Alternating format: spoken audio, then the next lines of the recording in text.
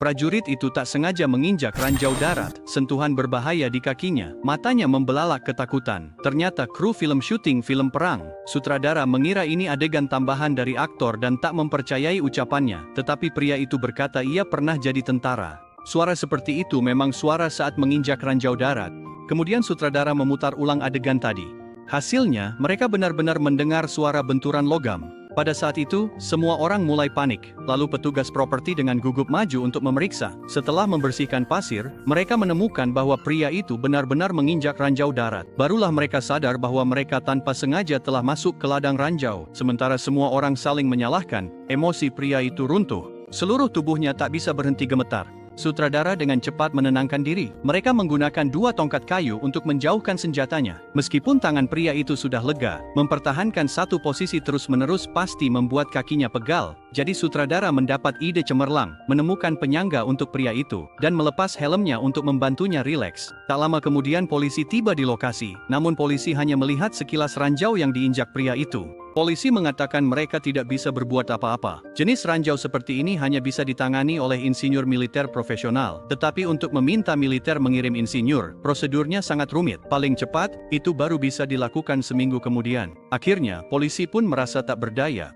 Mereka tidak ingin ikut campur dalam urusan orang lain. Setelah mengatakan beberapa kata seadanya, mereka pun pergi. Mereka di desa terdekat menemukan veteran pensiunan. Kebetulan, veteran ini insinyur penjinak ranjau. Kepala desa mengundang veteran. Veteran datang dengan perlengkapan lengkap. Setelah memakai kacamatanya dan meneliti, membawa kabar baik. Pria itu menginjak ranjau darat dengan mekanisme longgar.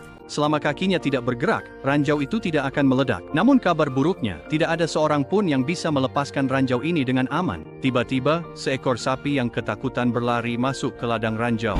Detik berikutnya, semua orang terkejut oleh ledakan itu.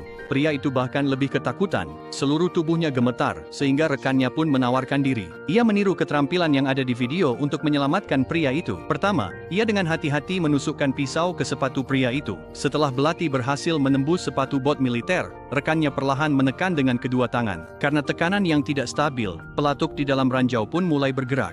Untungnya, pada saat kritis, melalui kerja sama mereka, pria itu akhirnya berhasil menarik kakinya.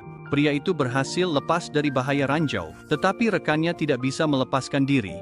Ia menekan ranjau menggantikan pria itu. Namun pada saat itu, sang direktur mulai mengatur evakuasi orang-orang. Direktur berbohong bahwa ia telah mengundang ahli penjinak bom paling profesional. Terlalu berbahaya bagi orang lain untuk tetap tinggal, jadi ia meminta semua orang mundur ke area yang aman. Akhirnya, direktur itu mengatakan yang sebenarnya. Ternyata, dia sama sekali tidak mengundang ahli penjinak bom. Ini adalah konspirasi